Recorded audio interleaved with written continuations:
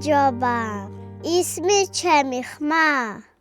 მე ვარ კატო. მოგესალმებით. ვიცი რომ უკვე ბევრი მიცნობთ. მაგრამ ვინც ახლა შემოგვიერთდით, უფრო იმად გასაგონად ვამბობ. ჩვენთან ყველას შეგიძლია თქვენ სურვილებზე და პრობლემებზე ილაპარაკოთ. ჩემი მეგობრები ელენე და ნინა დასასვენებლად წავიდნენ და რამდენიმე გადაცემას მარტო მე წავიყვან. დღესაც ძალიან საინტერესო სტუმარი გვყავს. გაეცანით მსმენელებს.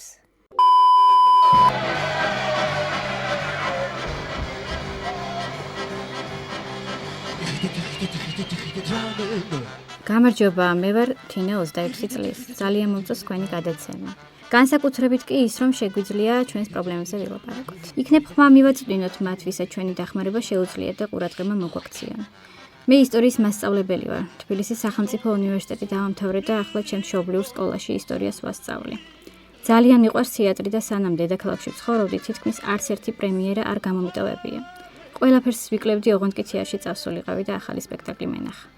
სამწუხაროდ, დედაქალაქის გარდა ამ სიამოვნებას ყველანი მოკლებულები ვართ. რა იქნება, რომ ჩვენთანაც ჩამოვიდნენ და ის გახმაურებული სპექტაკლები მაინც ჩამოიტანონ. რომლის შესახებაც მხოლოდ ინტერნეტით გვაქვს ინფორმაცია. ოცნებად გვაქვს ქცეული, რომ ჩვენს გქონდეს მათი ნახვის ბედნიერება. არ ვიცი ეს ვისი მოსაგვარებელია, მაგრამ არჩევნების წინ რომ ჩამოდიან და კარდაკარდადიან, ოღონდ ხმა მოგვეცით და ყველაფერს გაგიკეთებთო? აბატონო, მარტო მატერიალური პრობლემებით ნუ შემოვიფარგლებით. სოფლად მცხოვრებ ხალხსაც სჭირდება სულიერი საზრდო და იფიქრეთ ამაზე. ახლა კი ჩემ კოლეგას ნუნუ მასწავლებელს გადავცემ სიტყვას. მოგესალმებით, მე გახლავართ ნუნუ მასწავლებელი. 30 წელზე მეტია, რაც სკოლაში გეოგრაფიას ვასწავლი. ჩემი მოსწავლეები სამწუხაროდ ყველაფერს მოკლებულები არიან. ძალიან უყვართ თავიანთი კუთხე, მაგრამ აქ მათი სულიერი განვითარებისთვის არანაირი პირობები არ არის. მერე გვიკვირს, რატომ არ ბრუნდებიან უმაღლესი განათლების შემდეგ მშობლიურ მხარეში. იშვიათი გამონაკლისის გარდა, უკან თითქმის არავინ ბრუნდება. რაც არ უნდა გულდასაწყვეტი იყოს, ვერც გაამტყუნებ. დღეს ჩვენ გადავწყვიტეთ, რომ მატერიალურ პრობლემებზე არ ვილაპარაკოთ. ეს ისედაც ყველა მიცის, ერთადერთი კავშირი სამყაროსთან ინტერნეტია და ყველაფერს ინტერნეტით ვიგებთ. ისიც ინტერნეტით გავიგეთ, რომ ახალი ქართული ფილმები გადაუღია და პრიზებს იღებენ საერთაშორისო ფესტივალებზე. ულოცავთ ყველას, ძალიან ვამაყობ და ძალიან გვიხარია. გთხოვთ, რომ რაიონებში ჩამოიტანოთ ეს ფილმები და აქაც მოგვეცეს მათი ნახვის ბედნიერება. იმედი გვაქვს, რომ ჩვენი ხმა მიაღწევს მათ გულებამდე და ამ ოცნებას აგვისრულებენ.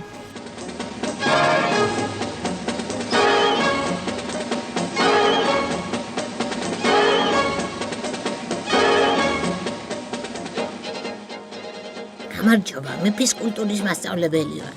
სპორტი ჩემი ცხოვრების წესია და არც ერთი დღე არ ყოფილა ჩემ ცხოვრებაში ვარჯიშის გარეშე. მაგრამ ჩვენი სკოლის პედაგოგებს რომ ვუყურებ, ვარჯიში არც მათ აწმენდათ. ეს პრობლემა მარტო ერთი სოფლის არ გეგონოთ. ჩემს კოლეგებს რომ ვხვდები, მათაც იგივე აზრი აქვთ. გთხოვთ, რამე პატარა დარბაზის მოწყობას, სპორტული ინვენტარით, არც ევროპული რემონტი გვინდა და არც რაიმე განსაკუთრებული. რომ აქაურმა მაცხოვრებლებმაც იგზრონ თავი ჯანმრთელად და ბედნიერად. იმედია, ჩვენს თხოვნას გაითვალისწინებთ და რაც შეიძლება მალე გაგვახარებთ.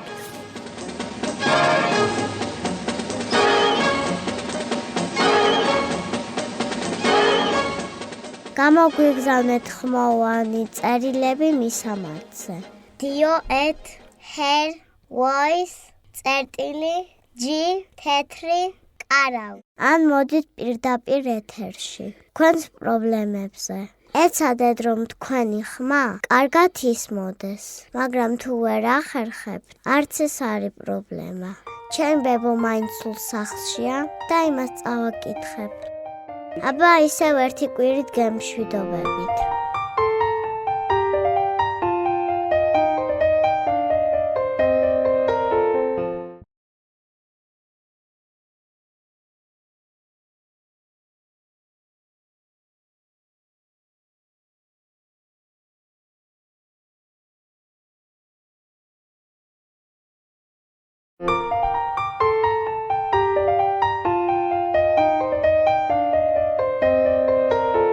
მოგესალმებით ძვირფასო მსმენელებო. მე ვარ ბატონი დიმიტრი, კატოს ბაბუა და ეთერშია თეთრი კარავი.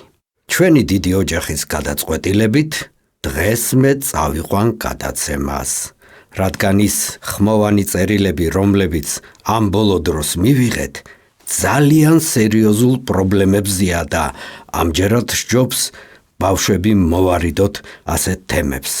ხომ გახსოვთ, ჩემმა შვილიშვილმა კატომ და მისმა მეგობრებმა თეთრი კარავი უფროსების დასახმარებლად გამოიგონეს და მიზანი უკვე მიღწეულია.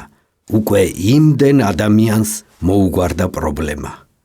შეგახსენებთ, შეგიძლიათ გამოგვიგზავნოთ როგორც ხმოვანი, ისე ჩვეულებრივი წერილები და ასევე დაგვირეკოთ პირდაპირ ეთერში. გამარჯობა, ისმის ჩემი ხმა? დიახ, ისმის. გისმენთ ქალბატონო, თქვენ პირდაპირ ეთერში ხართ. გამარჯობათ, მე თინა ვარ. იცით, სად არ დავრეკე და ვის არ მივმართე, მაგრამ არანაირი რეაგირება არ მოყვა ჯერჯერობით. ახლა გავიგე თეთრი კარავი პრობლემებს აგვარებსო და გადავწყვიტე თქვენთანაც ვცადო. დიახ, გისმენთ. ქალბატონო თინა, გისმენთ. ვეცდებით დაგეხმაროთ, გისმენთ. ძალიან აღელვებული ვარ და შეიძლება კარგად ვერც გადმოგცეთ რისი თქმაც მინდა, მაგრამ ასე ჩუმად ვეღარ ვიქნები. მისამართს არ ვამბობ, შეგნებულად არ ვამბობ, თუ ვინმე დაინტერესდებით, თეთრ კარავში დავტოვებ ჩემს ნომერს. მოკლედ, ჩემს პირდაპირ კორპუსში ცხოვრობს ახალგაზრდა ოჯახი. დედა, 3 მცირეწლოვანი შვილი და მამა. ქალი მთელი დღე მარტოა ბავშვებთან. უვლის, ეთამაშება, სადილს აკეთებს, აჭმევს, ასმევს, წიგნებს უკითხავს. ძალიან ახლოს არის ჩვენი კორპუსები და თითქმის ყველაფერი ჩანს ჩემი ფანჯრებიდან. ისეთი საყვარლები არიან, იმათ ყურებას არაფერი სჯობს. უფროსი ბიჭია, უმცროსები ტყუპი გოგონები. საღამოს, როცა ქმარი ბრუნდება სახლში, ბავშვების მამა, არ ვიცი მერე რა ხდება. ისაფარებს ფარდებს თუ ამ ქალს რცხვენია, ისეთი წივილ-კივილის გინების და ლეწვა მტრევის ხმა ისმის მათი ბინიდან. გაგიჟდებით. არ ვიცი რა ხდება, როდემდე შეიძლება ასე ჩუმად ყოფნა, ვის მივმართო, მართლა არ ვიცი. თან ეს ერთხელ და ორჯერ კი არა, უკვე თვეები გრძელდება, თვეები. ვახ, რას ამბობთ? კარგი, ქალბატონო თინა, დაგვიტოვეთ თქვენი კოორდინატები და ვეცდებით დაგეხმაროთ. გისმენთ, თქვენ პირდაპირ ეთერში ხართ. გამარჯობა.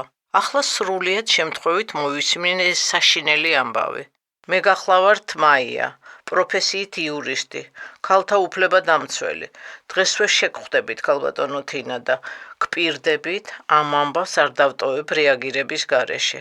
დიდი მადლობა თეთრ კარავს, რომ ჩვენამდე მოიტანა ეს ამბავი. ყველა მიბაძეთ ქალბატონ თინას და გახსოვდეთ, რომ თითეული მოქალაქის ვალია ნებისმიერი სახის ძალადობა, რომლის შესახებაც ინფორმაცია გექნებათ, გაავრცელოთ, რომ არც ერთი მოძალადე დაუსჯელი არ დარჩეს.